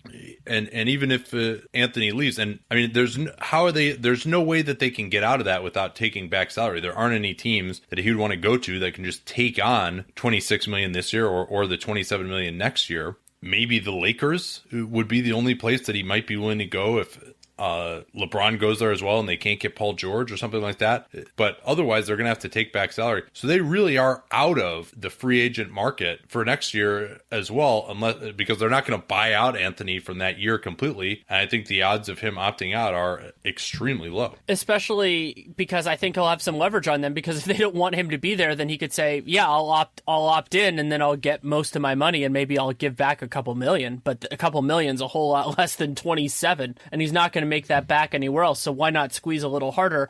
They also will have to deal with the restricted free agency for Kuzminskis. I don't think he's going to get a ton of money, but that still matters. They'll have early bird rights on him, so it'll be Arenas limited. And then they gave Ron Baker a player option, so Ron Baker will have, not only if he opts out will he have a high qualifying offer, but I mean it's just an amazing circumstance. Yeah, to be a team in the position that the Knicks are, really mid-table in the Eastern Conference, have-nots would be better actually to say that, and have no possible way really of getting cap space for 2 more years. I mean, that's really just incredible. Also, Porzingis will be extension eligible next year, and he will have a $17 million cap hold for 1920. Yeah, so not a lot of extra space that they can derive there based on, even if they give him the max, you're only probably getting maybe $8 million or so, $9 million or so in extra space there. OKC, they will definitely be in real interesting shape with the tax. They, of course, have, and that's if they're able to get Westbrook and George to return, but I'm guessing they're going to pay them. If they do that, Doug McDermott, you would think almost certainly will be gone. Enes Kanter, that $18 million, you have to imagine he will opt into that. Kyle Singler a potential stretch candidate, or maybe just that they could move him during this year to lower their tax bill because they're in the tax this year as well. But if they bring back Westbrook and Paul George and Cantor opts in, and they're looking at almost $20 million into the tax and really an enormous tax payment. And if Paul George leaves, that also makes it very hard to replace him because they won't really have any cap space there. Cantor could be a possibility for one of those late in the summer moving him to if there is a team that just strikes out on space. But the problem is the teams that end up in that position now are going to probably wait on it to try to leverage other teams. They're not just going to be like, hey, I'd rather just spend 18 million of that on Enes Kanter instead of saying they will be able to extract assets in January or February from a team that's trying to get under the tax or just trying to get out of some of their money. So if they were to lose Westbrook and George, they wouldn't even have that much space left. They would be about 24 million, and that's not even including McDermott's cap hold either. So if they lose those guys, it's going to be a pretty damn painful rebuild for OKC. Becoming competitive for next year really would just not be in the cards. And Sam Presti has certainly done the tank and use high draft picks thing before, and that presumably would be the plan if those two guys leave. Orlando, as was kind of the case this year, actually it's going to be even more pronounced, they just don't have much flexibility. They can structure things in all likelihood unless they have to pay a ton of money to Elfrid Payton and Aaron Gordon where they won't be a tax team. But really, they're going to be dealing with one of the mid-level exceptions. Like, that's really going to be what they're dealing with, however they can do that. That is also why they have a tougher decision with Mario Hezonja. I mean, Hezonja has it's a team option that they have to decide on this year for $5.2 million. That's a lot of money for a team that doesn't have much flexibility, and that if he has another disappointing year, would be hard to move. So they have to figure that out. They gave a second guaranteed season to Wesley Wundu, so they'll have to deal with that. And presumably they will have a lottery pick, so that will take away some of their financial flexibility as well, though they do have a non-guarantee for Shelvin Mack. Yeah, even if they move on from Mack, if they keep Hezonja around, you're basically looking at trying to extend Gordon and Payton, and they would have about $30 million below the tax combined to do that. I think they would be hard-pressed to get both of those guys in and be below the tax. And just, again, the craziness of a team like this having to dodge the tax with rookie extensions. I mean, they just have so much long-term money on the books here. And this is not a team where you want to make a cost-cutting move involving a future first-rounder. I did like the John Simmons contract. That's one that might be movable. But you've got guys like DJ Augustin, Biyombo, Terrence Ross, and Nikola Vucevic are like okay contracts, probably both negative value at this point. So to just have all these guys who are kind of meh, and now you're actually running into some financial constraints is pretty remarkable considering where this team is. Well, and then think about the idea of Philly, even pushing into the near the luxury tax for a team like this. You know, we've made that a threshold for a good reason, but I could imagine if they're, let's say they're out of the playoff picture in the East, that ownership's going to be sitting there like, why are we even going to pay that much for this team? Philly depends a little bit on their draft picks. They also have Anzec Pashniks, who could be coming over as early as next season. They've got their own first. They've got that Lakers first that may or may not stick with them. But I'm projecting them right now with the cap hold for Joel Embiid, which is $18 million, at having about $35 million in space. But that doesn't include a potential renegotiation and extension for Robert Covington. If he makes maybe about $12 million after the renegotiation and extension, that cuts into that, of course. And so they may not have a max slot, especially if they extend Embiid for more than his $18 million cap hold. I think that is another reason why. I think that $7 million between his cap hold and the max could be a very important number when you're talking about trying to compete for some of the best free agents. And they could certainly move some money as well. But this is where things like that terrible contract for Jared Bayless making $8.5 million comes into play, to where now they could easily have max space even if they renegotiated and extended Covington if they didn't have Bayless. That'll be in the last year of his contract. They could probably just move him or stretch him or something if they absolutely needed to, but it still is not a good contract. And who would you be targeting if you were them? I mean, Bradley and KCP are kind of the two most obvious candidates, just getting a 3-and-D type of guy at the 2. I think you make a call to Paul George. I wouldn't expect him to say yes, but I think you reach out there as well. He would be, more of a win now type guy, but, depending on what happens in LA, that could be an option for them. I mean, they could, if they show a lot this year, like let's say they make the playoffs, they could be intriguing for that. Danny Green is a little bit older. I would skew more towards KCP and Bradley due to age reasons, but you reach out there. But so there are a lot of guys, they don't need just a massive player at that spot. So they actually will be in a pretty good spot. That's actually why when we had the conversation about their offseason grades, I was a little rosier on them because they won't necessarily have their pick of the litter, but they actually have a lot of guys that are options. Yeah, they could even bring back Redick as well, making $23 million this year if they don't find much else. And this year is going to tell us a lot. If Embiid stays healthy the whole year, if Fultz and Simmons are both able to play winning basketball as rookies, then maybe it makes sense to really try and go for it. Overpay for someone on a long-term deal who's a great fit. If you look like, hey, we're just not really that close to being a good team, if we're not making the playoffs this year, which could easily happen, or there are more injury concerns with some of their guys, then maybe it makes more sense to just keep the powder dry, go for more one-year deals, keep open some cap space to take on some bad contracts, that kind of thing. Something else, we don't know where they're going to be. You see, something else I want to mention is that they also have the benefit, which a couple of other teams have dealt with in the past. The Nuggets were actually here a couple of years ago, that a lot of their other guys don't get paid for a couple of years. So Ben Simmons won't hit his new contract until 2020, Fultz until 2021. So spending on like a 3-year contract, kind of like what Millsap got, wouldn't be devastating for their long-term finances. It would kind of lock them in, but it wouldn't exacerbate their situation. Phoenix, you've made the point, Danny, that they really just don't have that much space. If you look at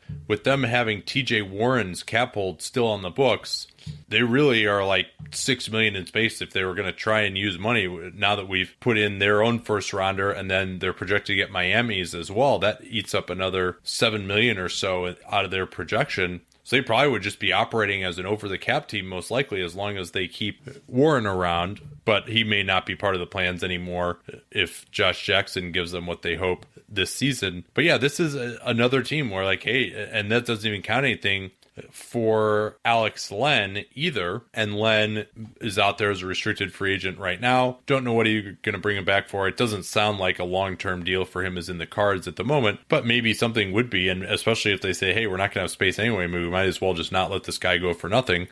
Whether he's even worth that, hard to say. But yeah, this is another team that's like a bad team that's pretty capped out for quite some time here. And they're not the last one that we're going to talk about in this. We still have a few teams left, and there's one more that fits this bill too. Yeah, in fairness, they do have a much more flexibility in 2019 when Bledsoe, Tyson Chandler, Jared Dudley all come off the books there. And actually, I would preach patience for them as well, because that will be an opportunity to really do something. I mean, whatever happens with Bledsoe, that could be a different circumstance. But with Chandler and Dudley, they might get tempted to like, oh, look, we can get X player for X dollars. So if we stretch them or something like that, that just throws more money on their books. So if it's the right guy, sure, they can consider that. But otherwise, they could actually be players in 2019-20, and that will be the year that Devin Booker has a low cap hold because he was drafted so late. Portland escaped to some degree from luxury tax hell, but still projected right at the tax with Yusuf Nurkic's cap hold, which is $8 million. So they would have about $7 million to work with under the tax without him in the fold, and still have some dead salary they could get off the books. Myers Leonard, could if they're willing to pay up. Of course, Myers Leonard, most salient among those. I think, though, that they probably are going to be stuck paying the tax again next year. They really are going to want to get out of it this year. They barely got out of it last year. The fact that they probably will be in it next year if they bring back Nurkic at market value. He seems another guy, as you mentioned, who could be headed for the Nerlens Noel type of stalemate as a big guy with some talent, but may not have a market on the restricted free agent list. But that's why I think they really are, it behooves them to get down and out of the tax this season, because it's going to be very hard to avoid it next year. At this moment, they also have restricted free agency for Noah Vonleh and Shabazz Napier, who I expect will not make it to restricted free agency because they will decline it, whatever they have to do. And then Ed Davis. And Davis, that's part of the reason, because he's an expiring contract, that I could see him being a part of that dump, because they just won't really have the flexibility to retain him. So why not see if somebody wants him right now. Maybe nobody does, but they can go after that. And then they'll have a non-guarantee for Jake Layman as well. And they have their own first round pick. So that will take some of the money as well, though I think they're on the playoff. They're in the probably in the late part of the playoffs. So that doesn't add that much to their books. So Sacramento, another one of these teams that's projected to be real bad, and they're not going to have any space. They're projected to have the number 2 pick by KP right now, which chops another $7.3 million in room off. I'm projecting that Costa Koufos and Garrett Temple will both opt into their player options to add another $16 million to their roles. The only guy they signed this year who comes off the books is Vince Carter. They got guys getting raises. So they're looking at really about $10 million in space for next year. And that's obviously not very much for a team that's not looking that good. They really are probably not going to have much of a way to get better other than just internal improvement from their young guys. And with that draft pick, which they do actually have, 2019, of course, is gone already, unprotected. But this is part of why, and maybe they won't get, if they're projected at number 2, I think the odds are they'll be a little bit higher than that just due to luck and because a lot of those teams are clustered around in the same area. But then you would hope that they could have just signed free agents next summer and then been better in a year than they don't have their pick. But it seems like they kind of did that backwards and just there's not, unless like these guys who are young just turn out to be absolute studs, which I don't necessarily see that guy among their stable, although there are some intriguing talents there. I don't see a future superstar. They're still mired in the muck for the foreseeable future. Although then in the summer of 2019, they would have much more space. Yeah, they would have a ton of flexibility then, but then they're also getting close to some of their young guys actually getting paid, So in 2019-20, they would be 1 year away from Heald getting paid, 1 year away from Scal getting paid. So are they really going to throw a ton of money into that year and then see some of those guys start to get raises? San Antonio, much depends, of course, on the player options there. If Danny Green and Rudy Gay and LaMarcus Aldridge all opt out, they could get about $40 million in space, enough to maybe attract a max guy. They would still basically, their team would basically just be Kawhi, Pau Gasol, Patty Mills, and a few younger guys, Derek White, DeJounte Murray. They'll have Davis Bertans as a restricted free agent. Kyle Anderson will be a restricted free agent. I'm not including those guys in that number. But it seems unlikely to me that all 3 of those guys would opt out. And this is where, to me, that Gasol contract really ends up hurting them quite a bit. He's due $16.8 million next season. Yeah, so he and Patty Mills are going to combine for about 30 next year. That's a lot of money for those 2 guys. And yeah, neither of those guys is really a starter to me at this point. On a team as good as they're hoping to be. They also, it kind of feels like, given their MO, that Nikola Milutinov will be involved in it at some point.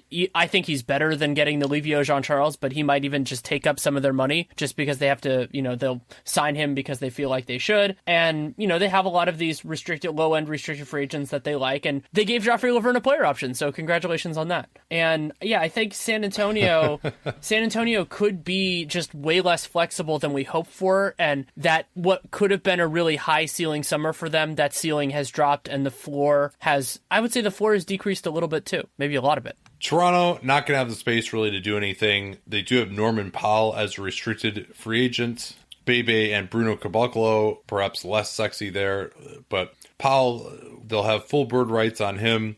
He'll have a cap hold under $2 million, but certainly a guy you would think would be in demand as a two-way player on the wing thus far in his career. But they're basically almost at the tax, even without any extra money for him. And again, this is going to be another one of those teams where, all right, if they play pretty well this year, maybe they'll green light a little bit of the tax, keep him around. If they don't, then maybe it's time to move Jonas Valanciunas. He's the biggest guy you think could be the next luxury tax casualty there, but good luck once again moving a center, even one who has some usefulness, at least during the regular season, as Valanciunas does. And how much is Powell going to get? Are they going to be willing to pay the tax if they're going to pay him into 8 figures, which is something that I think a contract he'd deserve if he continues to develop at the rate that he has? It's going to be a challenge for them, and as you said, the center situation is going to be it's going to be a sticking point for a lot of these teams that maybe they thought that was kind of a break glass in case of emergency situation, and it's not that way anymore. Utah has a lot of flexibility just because they signed a lot of players to team-friendly contracts. They could clear as much as like Derek Favors, Joe Johnson. Tabo has a non-guarantee, early non-guarantee.